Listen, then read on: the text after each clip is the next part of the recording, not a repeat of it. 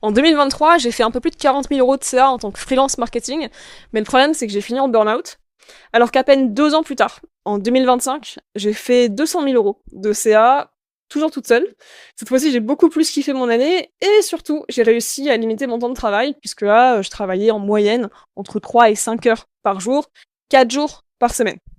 Alors entre les 2 situations, il n'y a pas eu de hack, magique. Par contre, c'est vrai que, avec du recul, j'ai identifié 3 décisions qui ont impacté positivement ma trajectoire et c'est ce que je vais te partager dans cette vidéo. Mais attention, c'est pas une recette, clé en main. J'ai quand même conscience que là, j'analyse tout ça avec du recul et surtout qu'il y a forcément eu un facteur chance. Malgré tout, ces 3 décisions, je sais que je les referai, les, yeux fermés. Donc j'espère qu'elles te seront utiles. Ma première décision, ça a été d'arrêter de vendre mon temps. Alors je sais que c'est cliché et que tout le monde te dit ça, mais là je vais t'expliquer concrètement comment je l'ai fait, sachant que ça s'est pas du tout fait du jour au lendemain, ça a plutôt été étape par étape. Ce qu'il faut comprendre, c'est que moi j'ai commencé le freelancing avec vraiment une culture plutôt, très, corporate, et du monde des agences.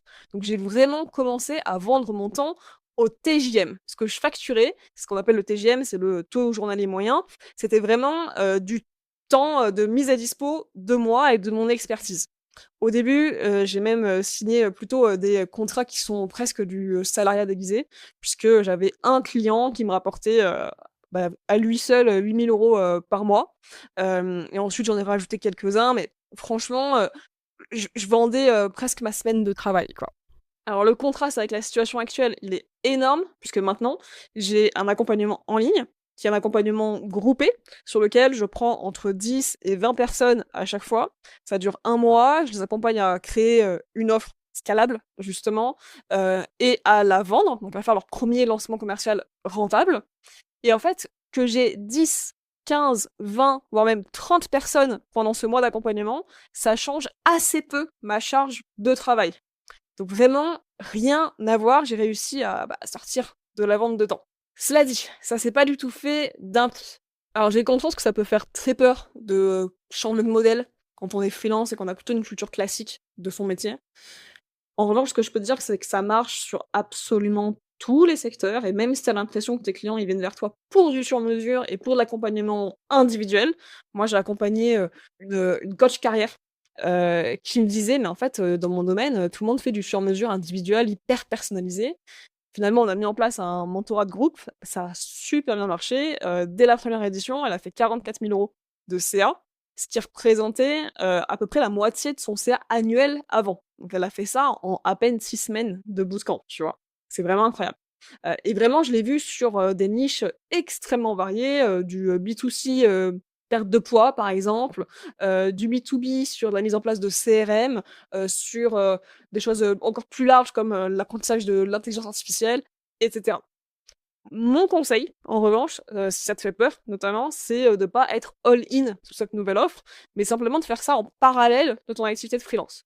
Donc d'essayer de t'organiser et te dire: «OK, concrètement, là, si je reste dans mon modèle de freelancing où je vends du temps, je ne peux pas dépasser le chiffre d'affaires, annuel que je fais là, sauf en travaillant plus.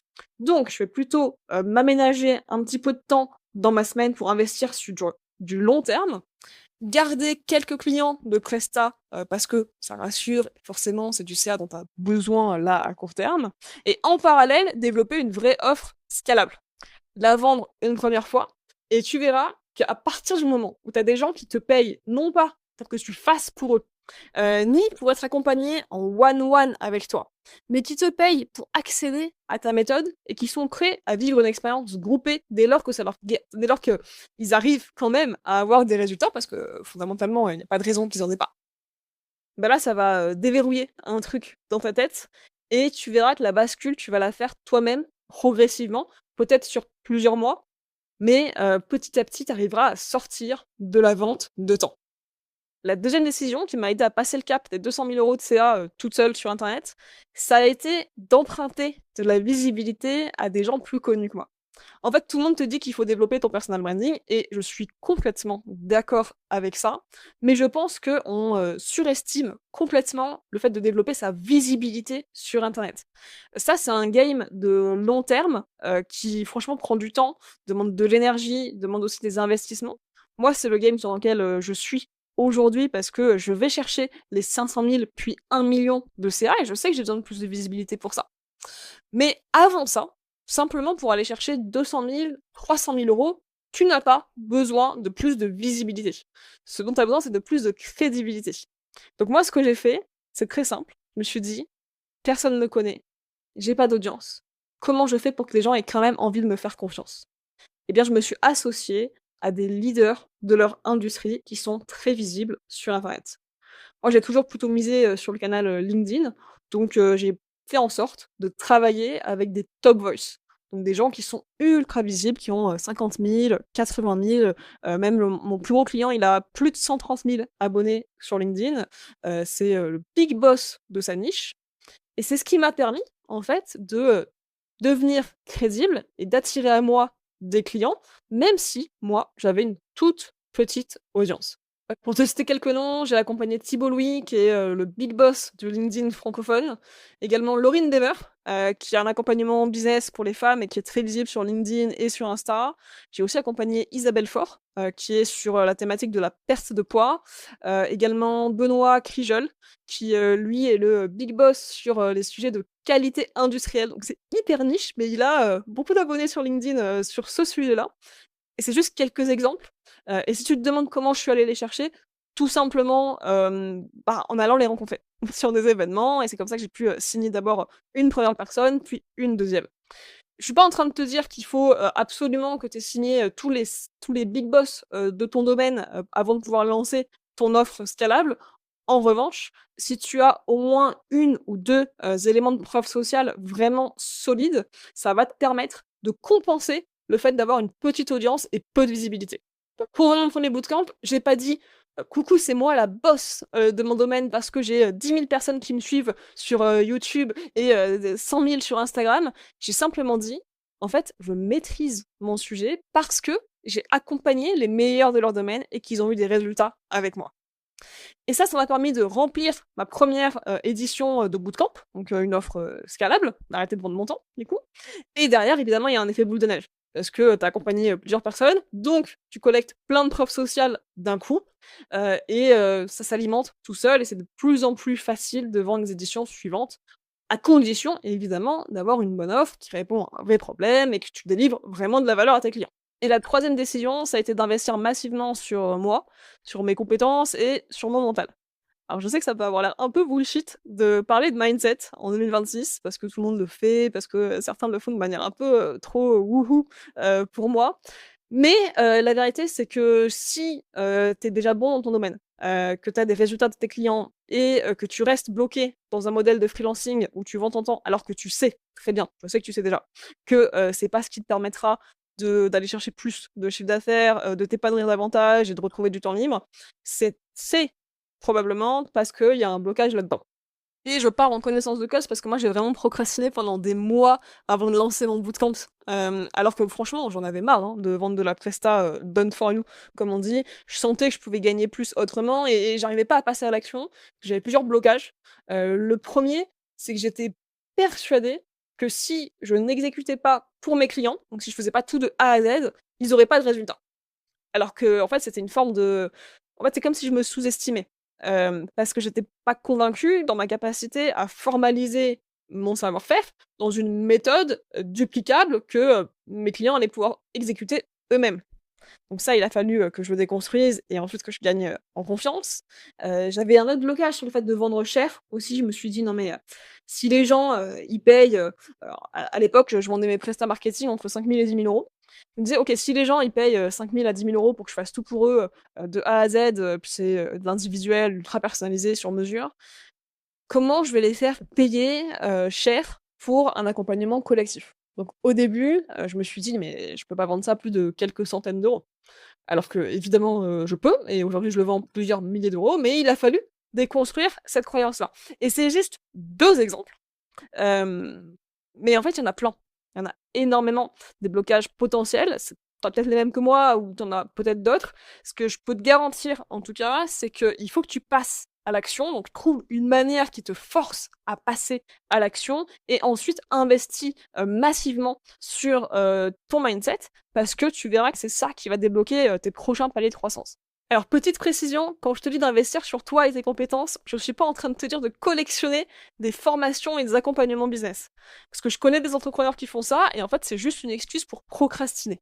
Donc à la place, moi je te recommande de faire 2 investissements vraiment stratégiques, qui sont différents et complémentaires. Le premier, ça va être de choisir un accompagnement business, pour lancer du coup une nouvelle offre ou pour, développer, tes offres qui sont scalables et en fait sortir de la vente de temps. Cet accompagnement business, essaye de le choisir avec quelqu'un qui, t'inspire, dont, la vie, et la manière de vivre, la manière de voir les choses t'inspire et surtout un accompagnement qui est orienté action. Qui soit pas, avec plein, d'informations, de connaissances, de stratégies, mais vraiment, une deadline claire où à la fin tu as le résultat que tu es venu chercher.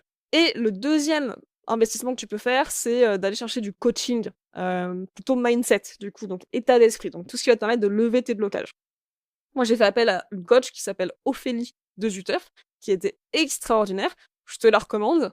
Mais peu importe que tu fasses appel à elle ou à quelqu'un d'autre, ce qui compte, c'est que tu trouves quelqu'un avec qui tu es en confiance pour lui partager tous tes blocages les plus profonds et travailler dessus pendant plusieurs mois. Bon, je pense que tu auras remarqué que derrière ces 3 décisions, il y a un fil rouge. C'est ce qu'on appelle dans le business l'effet de levier. L'effet de levier, c'est, vraiment ce qui te permet, d'aller chercher, plus d'impact, donc de chiffre d'affaires, de kiff, de résultats clients, sans y mettre plus d'efforts. Donc le pour la première décision, en fait, c'est l'offre. Elle est, essentielle parce que si tu as pas une offre qui est par essence scalable, tu ne pourras pas augmenter ton chiffre d'affaires et tu continueras de stagner où tu es. La deuxième décision que j'ai prise, c'est, du coup, d'emprunter de la crédibilité à des gens plus connus que moi. Ça, c'est une forme d'accélérateur. C'est un quick win, c'est vraiment beaucoup plus simple et rapide à mettre en place que, de développer une grosse audience sur les réseaux. Donc, ça fait un effet accélérateur sur la première décision. Et la troisième décision qui est, d'investir sur moi et de, travailler son état d'esprit, en fait, c'est ce qui va progressivement nourrir tes 2 premières décisions et te préparer pour les étapes encore d'après.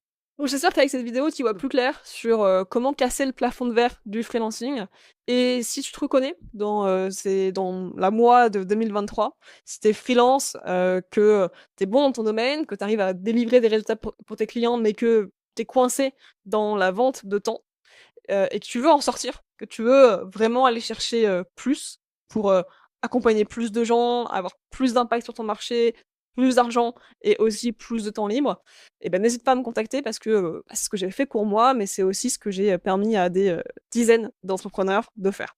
Tu auras toutes les informations dans le lien en description. Ah oui, et je sais pas quand est-ce que tu regardes cette vidéo, mais au moment où je la tourne, ça ne fait que quelques semaines que je publie sur YouTube.